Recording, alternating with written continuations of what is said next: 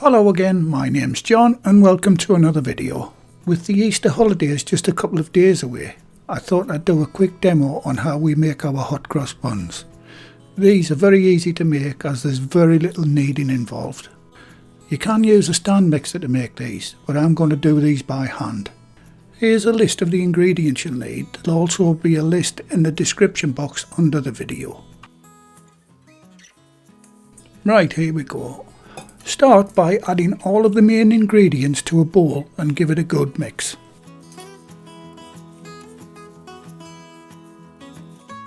That's the flour, yeast and sugar in. Mix that together with a whisk.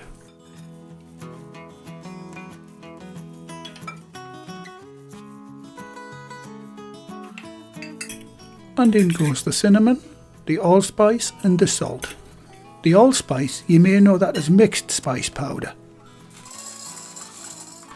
And the final dry ingredient is the 250 grams, that's 9 ounces of dried mixed fruit. I'm using a mixture of dried peel and raisins. You can add your own mixture. And this is the zest of a whole lemon. It gives a great flavour to the finished buns.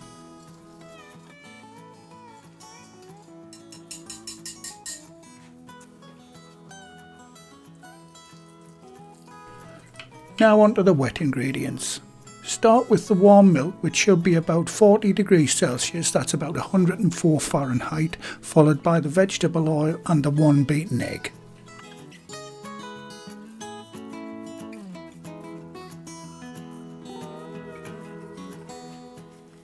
Right, I'll give that a good mix using my trusty wooden spoon handle. It is a bit on the stiff side to mix, but like I said, you can use a stand mixer.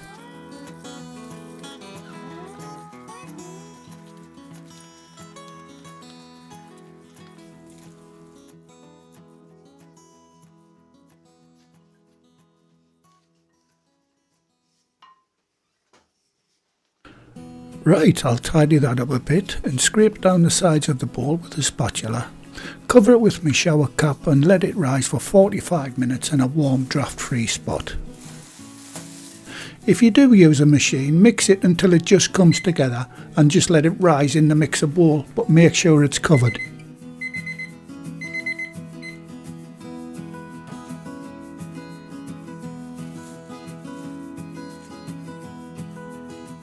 After 45 minutes it should have at least doubled in size. Now turn it out onto a floured surface like I'm doing in the video and give it a few folds. This is just to get rid of all the gas that's built up inside the dough.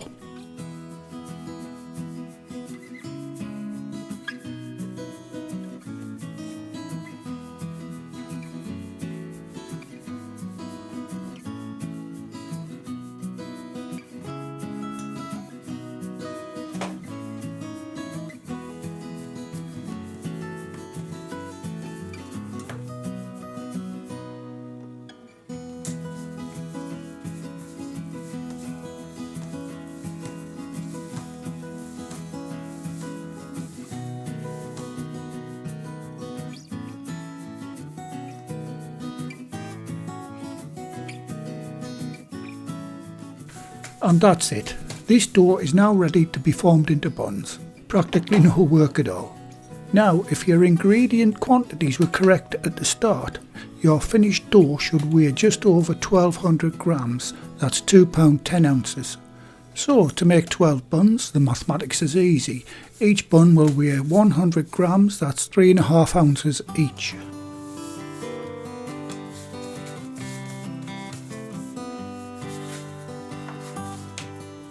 Okay, I'll just weigh them off and roll them into 12 balls, ready to go into the baking tin to rise.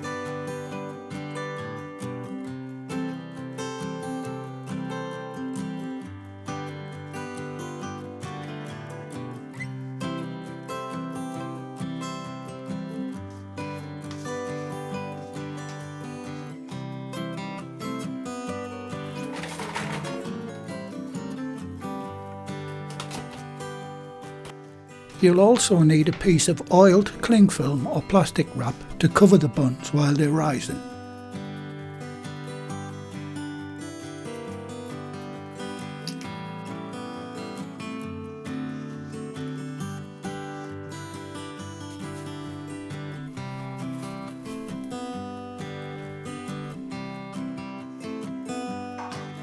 Place the dough balls in a deep oiled baking tin like the one I'm using. I'll leave the tin dimensions in the description box under the video.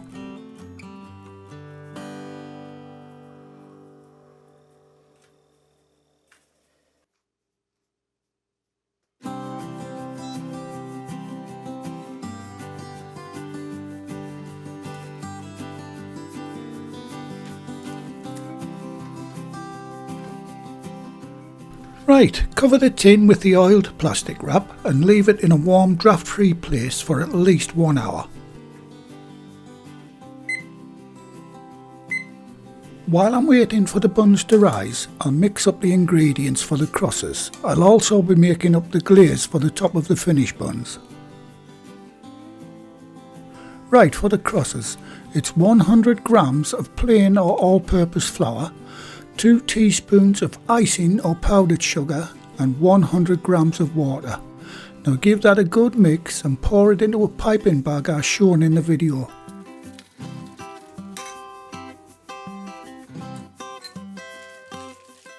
This is a great way of filling a piping bag hands-free, and note the upturned nozzle so the mixture doesn't run straight through. Now set that aside until you need it. For the glaze, it's simply 5 or 6 teaspoons of sugar dissolved in the same amount of water.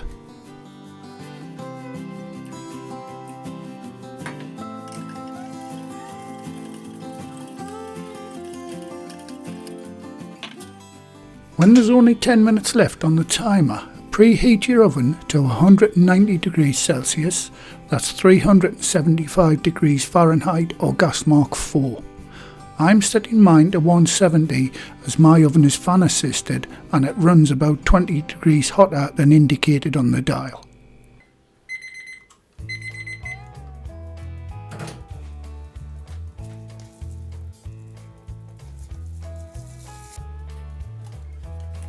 Okay, as you can see, they've risen beautifully, and it's time to pipe the crosses across the top of the buns. Just copy my technique in the video.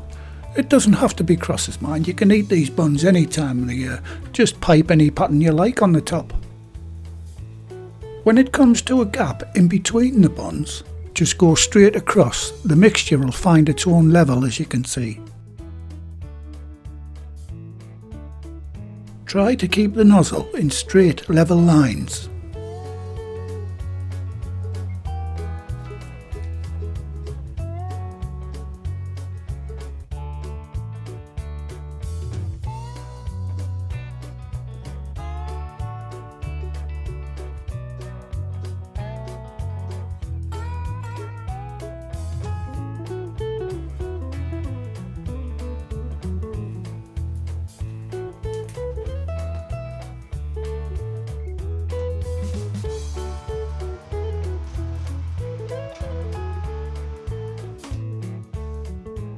Right, get them into the preheated oven and set your timer for 15 minutes, but turn the tin around after 8 minutes for even cooking.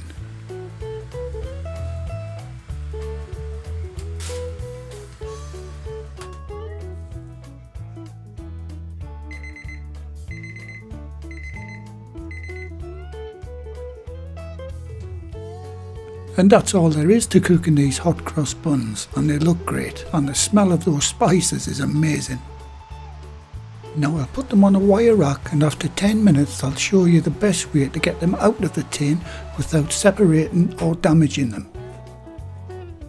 Okay, it's been about 10 minutes and the tin is pretty cool, but the buns are still fairly warm. To get them out, I'll use another wire rack. Right, first I'll flip it upside down. Then use another rack and flip it back again to right side up. Now I can glaze them while they're still warm.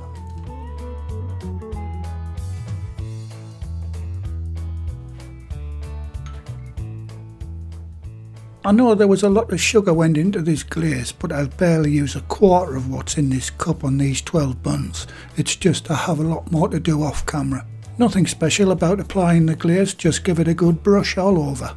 And it'll take about half an hour to set.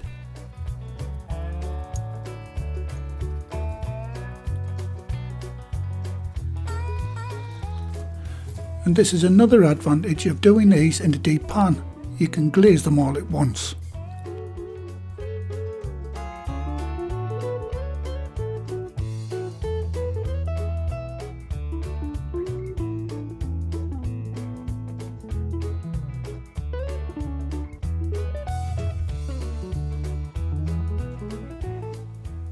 Okay, I've got to try one of these while they're still warm and with a good helping of my homemade butter. As you can see, they are really soft and light, and when you break one open, the aroma of the spices is even stronger.